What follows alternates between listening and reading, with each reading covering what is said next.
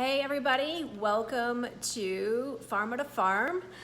Today's the last day of this series, and I really wanted to thank all of you all for the comments and messages and everything that you have shared. I know some of these topics maybe can sometimes be uncomfortable. It's not stuff that people typically talk about openly. But some of the messages I've gotten have been really, really nice in encouraging me to continue to share all of this with you all. So today, I want to talk about antidepressants. Some typical ones you guys may know by the name Prozac, Zoloft, Paxil. Paxil is one I actually used to sell and market to psychiatrists. Celexa, Lexapro, Effexor. There's a lot of them on the market.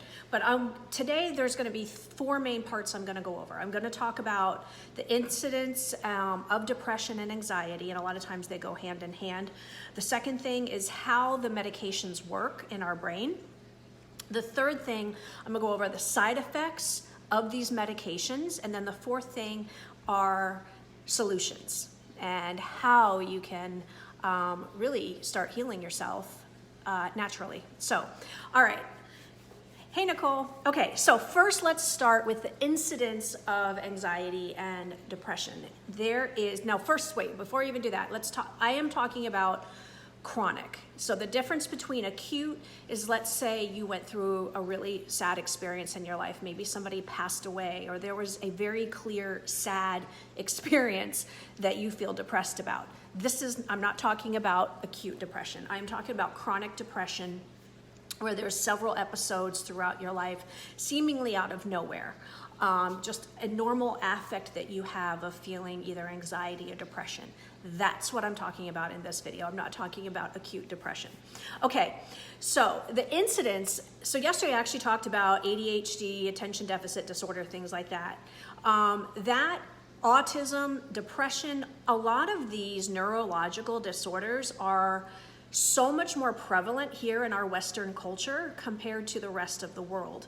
And if you've been following along in this series, you can tell that a lot of the stuff that is approved. So yesterday when I was talking about the food dyes that are in our food, the majority of those, and I forgot to mention this yesterday, are actually banned in the rest of the world. They're completely forbidden to be even used in a lot of other countries, Japan, Canada, Europe.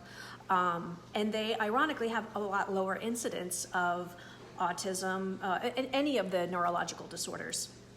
But we do struggle a lot with it here in the Western culture, where a lot of these things I'm going to talk about are approved to use freely among our food and drug industry. 1 in 10 people in the United States suffer from depression, and 1 out of 4 women between the ages of 40 and 50 are on some type of antidepressant, anti-anxiety medication. Typically the ones I mentioned before, Prozac, Zoloft, Effexor, Celexa, any of those. So I want to share with you now how these medications work in your body. Because this is something I talked a lot about with psychiatry. I called on psychiatrists for 5 years here in the Tampa Bay area. And so this is definitely one of the disease states that I'm very, very familiar with. They will tell you, traditionally trained doctors are going to tell you that you have a chemical imbalance in your brain, which isn't necessarily true. It's partially true, but it's not necessarily the bigger picture, the bigger truth. So you have 3 main neurotransmitters in your brain. You have serotonin, norepinephrine, and dopamine. Those are the 3 main neurotransmitters in your brain. Serotonin is the main one we're going to talk about, but serotonin is responsible for your mood, your affect, your digestion, your appetite.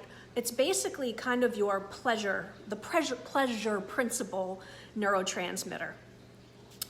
Has you seeking out things that are pleasurable. So that's your serotonin.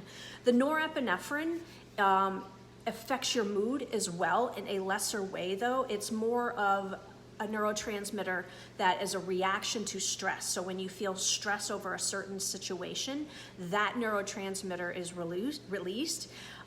So if you've ever taken a medication called Effexor, that one also affects the norepinephrine. So a lot of people notice like their heart would start racing or they would be sweating almost like they were working out. That's because it affects you physically because of the norepinephrine effect.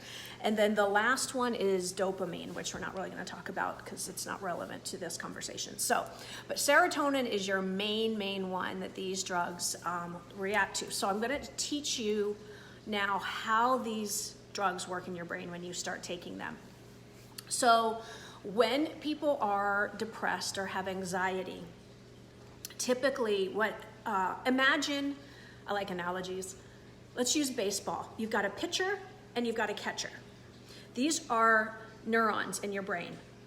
Okay, you've got thousands and thousands and thousands of neurons. And they release serotonin and then the other one catches it and moves it along. So what happens is this space in between the pitcher and the catcher becomes very, like there's hardly any serotonin going on at all there. It becomes like very, very watered down. So imagine the pitcher's throwing the serotonin to the catcher, and what these drugs do is they basically stop the catcher from catching it. So this neuron no longer is able to receive that serotonin. It puts a block there, a wall there. So what happens is the pitcher keeps throwing the serotonin. This neuron keeps throwing serotonin out, but since it's not being caught anymore, there's a buildup of serotonin in between these two neurotransmitters. That buildup of serotonin is what lifts your mood. And so that is how these drugs work. It's called a selective serotonin reuptake inhibitor.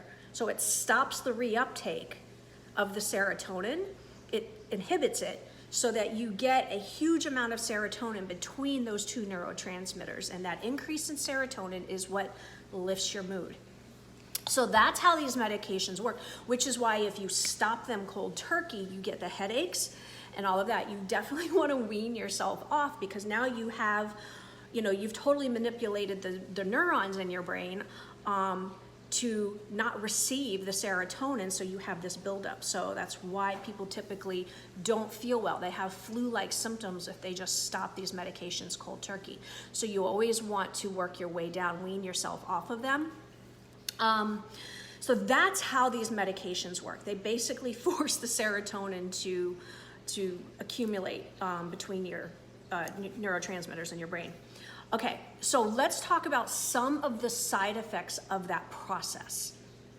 So, selective serotonin reuptake inhibitors, SSRIs, antidepressants, Paxil, Effexor, Prozac, those, actually Effexor's and SNRI, but the ones I named earlier, their main side effects are drowsiness, nausea, insomnia. It's nothing worse than one of the symptoms of depression is agitation, irritability, and insomnia. But then now you're taking something that can possibly increase your insomnia, your nervousness, agitation, dizziness, or side effects, reduced sexual desire, and in men, delayed ejaculation. So it's really, really difficult sometimes for men to be able to reach the finish line, so to speak, on these medications, and that's because of the buildup of the serotonin in the brain. Other side effects that were in the clinical trials is weight gain. Now, there could be two reasons why people tend to gain weight on these medications. The first one is typically when you're happier, you're socializing more, you're going out, and when you do that kind of lifestyle, you tend to eat more, drink more, and have behaviors that will typically put weight on. The other thing is these do increase your carbohydrate and your sugar cravings. SSRIs, but remember, it's that pleasure principle. So your body wants that sugar rush. It wants the carbohydrates. So it significantly increases those cravings, which can make it harder to lose weight. And then you're happier, you're going out, you're like, screw it, life is good. So it tends to be more of a byproduct of the increase of the serotonin in your brain. Now, it's important to know that SSRIs, they don't treat depression. They don't actually treat the chronic depression. All they're doing is they're altering the neurotransmitters in your brain. That's all they're doing. So there's actually not fixing the problem. They're just forcing more serotonin into the brain where there was a lack of serotonin to begin with, which gets me to number 4. Why is there a lack of serotonin? Now, I took, about 2 years ago, I took an online course. It was a 5-week online course all on gut health. It was amazing. It was from all like top people that study gut health and all the latest studies, and it's pretty fascinating. But 95% of the serotonin in your body is not in your brain. It's actually in your gut and in your digestive system, in your GI tract. So chronic depression and anxiety is actually a symptom of the underlying problem, which is an indicator of poor gut health. So you fix your gut and you will increase your serotonin and lift your mood naturally. So I'm gonna share with you, you may think, well, what happened with my gut? Like, I don't understand like how that even happened in the first place. First, know that gut health literally starts in the womb. It starts as babies, and it depends on what we're feeding our children or what we have been fed throughout our entire life. And in a case like me, I didn't really have any issues with my gut until I turned 42, and then I really started seeing the effects of poor choices my entire life. And some of these things I'm going to get to in just a second that had a compound effect that I had to basically do an intervention for myself and heal my gut in order to heal other things that were happening with my body, which is definitely why I can speak to this, because I didn't necessarily have depression, but I had other issues that were going on, all related to the gut. Know that everything in your body basically starts with the gut. Neurological disorders, autoimmune, diabetes, like so many things start with an indication of your gut health. So you fix your gut and you're gonna fix a lot of the other things that you're dealing with. Okay, what kind of things can destroy your gut health? Okay, think of if you have ever planted a garden and you have this beautiful garden of flowers. Your flowers are is your gut microbiome. And you were to take these things I'm gonna name and spray them all over the garden would die, the soil would not be very good, and you would be left with basically a garden of soil that you're not able to grow anything in. That's the analogy of basically what happens to our gut health is we kill the good bacteria, the good biome, and if we don't fix the soil, nothing good is gonna grow back, and then we keep putting more stuff on top of it, which continues to deteriorate the process, and then other symptoms of other diseases pop up. Okay, these are the kinds of things that we put on our gut garden, so to speak, that destroy it. Antibiotics. Antibiotics are probably the number one culprit, and we know antibiotics are completely overused. When you go into the hospital or you're given antibiotics, rarely, if ever, does the physician say, make sure when you're done with this dose of antibiotics that you restore your gut health, because it's basically an atomic bomb on your gut, taking everything out. And they never tell us to go back and, okay, now we gotta build that soil back up. Rarely. We just take the antibiotics and then go on about our life. Antibiotics. The second thing, a lot of medications that we take also destroy our gut health. I'm gonna list some of them. Mouthwash, painkillers, aspirin, laxatives, antacids, statins. Statins are medications for cholesterol. All of those medications have a compound in them that actually destroy our gut health as well. So antibiotics in those medications. Artificial sweeteners. I actually haven't sourced this, so I'm not sure, but I heard one packet of an artificial sweetener destroys like half of our gut biome. Like I said, I've not read and confirmed that. I just heard that somewhere and it blew my mind. But I know for a fact artificial sweeteners, Splenda, what's the pink one? Sweet and Low, I don't use them, so I can't remember the name. Splenda's the big one. I used to drink that one all the time. But artificial sweeteners will wipe out your gut health. Yesterday, I was talking about those dyes, food colorings, huge for wiping out gut health, and artificial flavors. Stress can wipe out your gut biome, chlorinated water, pesticides and herbicides. So if you think that think of yesterday, I was talking about buying, like if you bought an apple and the apple's been painted red, the red number 5 or 40, that wipes out your gut biome, but then it's also sprayed with pesticide. Think of your garden, it's like taking Roundup to your entire garden and consuming it. So pesticides, herbicides, these are all things that will wipe out your gut biome. Those SSRIs actually have an interesting role because there's 95% of the serotonin is in your gut. The SSRIs bind to them. Remember, it stops the catcher. So it does that in your gut. And so then you're actually slowing down your gut production. So everything starts moving more slowly because the SSRIs are doing that same process in your gut. So then you become constipated. So constipation may not necessarily be just you happen to be constipated. It could be also that you are taking the SSRIs, and that is one of the side effects. So SSRIs can do that. And another big one are vaccines. Okay, so those are all things that we consume and do probably on a daily basis that are slowly deteriorating our gut health. That was me. I went through that for the first 37, 38 years of my life. I didn't pay any attention to what I was eating. It was all just about the calories. And I had a rude awakening when I was about 42 years old that I had to basically do an intervention on my gut health, or I was on my way to an autoimmune disease.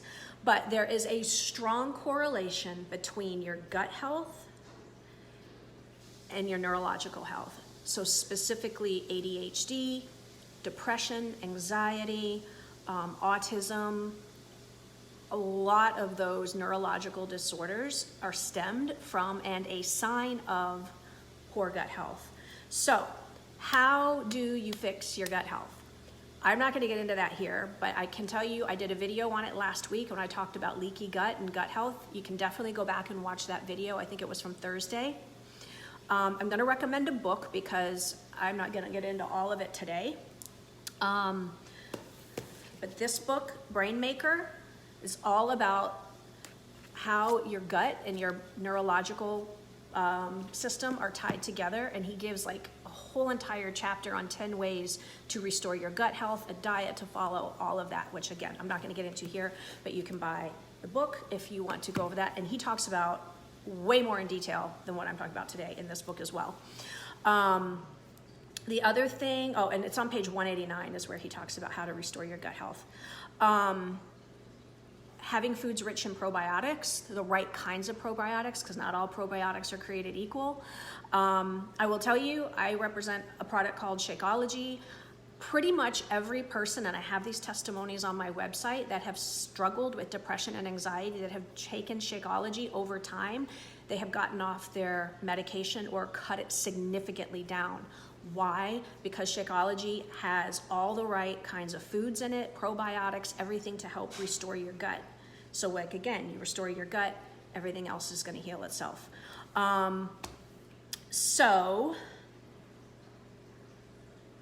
And the last thing is fasting.